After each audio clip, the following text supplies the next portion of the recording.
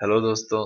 इस वीडियो में हम अपने मॉनिटर कंसेप्ट को कंटिन्यू करते हैं और देखते हैं कि बाउंडेड बफर जो प्रॉब्लम है वो मॉनिटर के थ्रू सॉल्व कैसे होती है। सो बाउंडेड बफर प्रॉब्लम है क्या? हमारे पास एक लिमिटेड कैपेसिटी का बफर है और दो प्रोसेस हैं। एक प्रोसेस में डेटा स्टोर करेगा और दूसरा प्रोसेस इसमें से डेटा फैच करेगा। अब प्रॉब्लम ये है, यदि ये दोनों के दोनों एक ही टाइम पे ऑपरेशन स्टार्ट कर देंगे तो ये जो बफर ये इनकंसिस्टेंट स्टेट में चला जाएगा और इस कंडीशन को बोलते हैं रेस कंडीशन। तो इसको हमें सॉल्व करना है। तो ये इसका नॉर्मल वर्किंग फ्लो है कि प्रोड्यूसर इसमें डेटा स्टोर करेगा और कंज्यूमर इसमें से डेटा फैच करेगा। तो सिंपल सी फिलहाल हम एक डेफिनेशन लेते हैं कि प्रोड्यूसर का काम क्या है। प्रोड्यूसर एक फंक्शन है, लेट्स से इसका काम है ऐड आइटम टू बफर, और कंज्यूमर एक सिंपल सा फंक्शन है जिसका काम है इसमें से डेटा को एक्सेस करना। अब हमें दो कंडीशन और लगानी है इसके साथ। वो कंडीशन क्या है कि इफ बफर इज फुल, यदि इसमें 5 एलिमेंट ऑलरेडी स्टोर्ड हैं और इस प्रोड्यूसर को एक और एलिमेंट स्टोर करना है तो इसको वेट करना पड़ेगा। So if buffer is full then producer should wait. और यहाँ पर कंज्यूमर, यदि बफर खाली है, यदि इसमें कुछ डेटा आइटम है ही नहीं, तो ये कंज्यूम क्या करेगा? तो इसको वेट करना पड़ेगा। तो दो कंडीशन है हमें हमारे पास। सो हमें दो कंडीशन वेरिएबल काम में लेने हैं। ओके, तो हमने एक ये मॉनिटर बनाया है। मॉनिटर एक मॉड्यूल है जिसमें हमारा शेयर डेटा जो कि हमारा बफर है, प्रोसीजर होंगे। तो ये प्रोसीजर एक प्रोड्यूस करने के लिए, कंज्यूम करने के लिए, दो हमारे कंडीशनल वेरिएबल होंगे जो कि प्रोसेस को वेट करने के लिए हेल्प करेंगे। और एक हमने एक वेरिएबल ले लिया जो वेरिएबल हमें बताएगा कि करंटली इसमें कितने डेटा एलिमेंट अवेलेबल है और स्टोर्ड है। तो इसकी ये डेफिनेशन है। तो ये 5 स्टोरेज कैपेसिटी का बफर हमने एक एरे के फॉर्म में लिया है। एक हमने वेरिएबल लिया काउंट, दो कंडीशन वेरिएबल लिए, कंडीशन फुल, कंडीशन एम्प्टी, और दो हमारे प्रोसीजर और दो फंक्शन है, प्रोड्यूस एंड कंज्यूम्स। सो पहले हम प्रोड्यूसर की डेफिनेशन देखते हैं।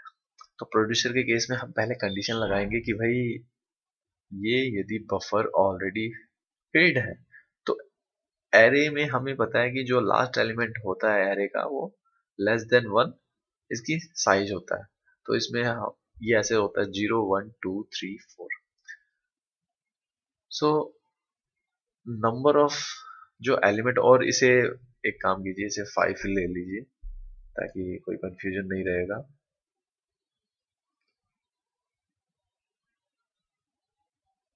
तो ये हमारा 5 है।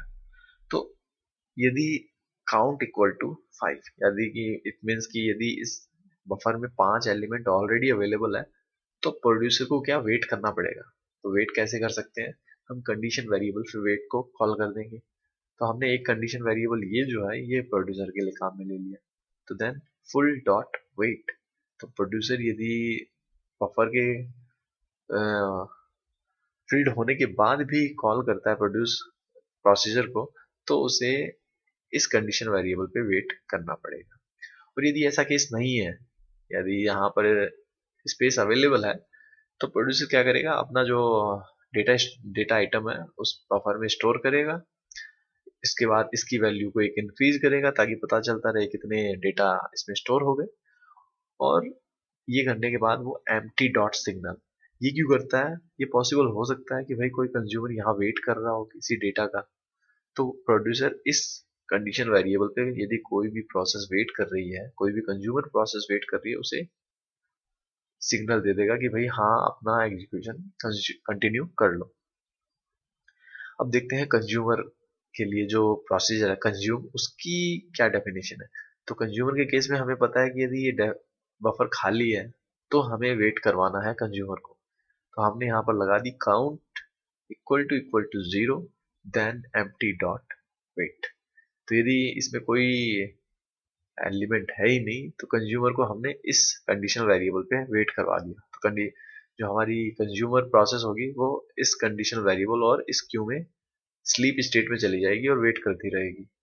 और यदि ऐसा केस नहीं है, इट मीन्स कि बफर में कोई ना कोई एलिमेंट तो है ही, तो ऐसा केस है तो कंज्यूमर उस बफर में से डेटा एलिमेंट को एक्सेस करेगा, इस काउंट वेरिएबल की वैल्यू को एक डिक्रीज करेगा, और ये करने के बाद इसमें यदि कोई प्रोड्यूसर स्पेस के अवेलेबल होने का वेट कर रहा है तो इसको सिग्नल दे देगा कि हाँ भाई अब स्पेस अवेलेबल है, आप अपना एग्जीक्यूशन कंटिन्यू कर सकते हो।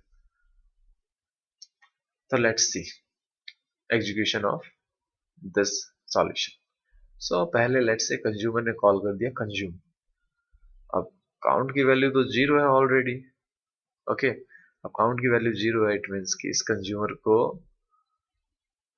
यहाँ पर वेट करना पड़ेगा। तो कंज्यूमर जैसे ही इस वेट को कॉल करता है, कंडीशन वेरिएबल के वेट को कॉल करता है, ये अपने लॉक को रिलीज कर देगा ताकि हाँ भाई दूसरी प्रोसेस इस मॉनिटर में एंटर कर पाए, और ये खुद स्लीप स्टेट में चले जाएगा इस क्यू के अंदर। तो ये हमारा, इसने लॉक रिलीज कर दिया और ये स्लीप स्टेट में चला गया। अब लेट्स से कि प्रोड्यूसर ने कॉल कर दिया प्रोड्यूस। तो count, if count equal to 5, let's take it 5।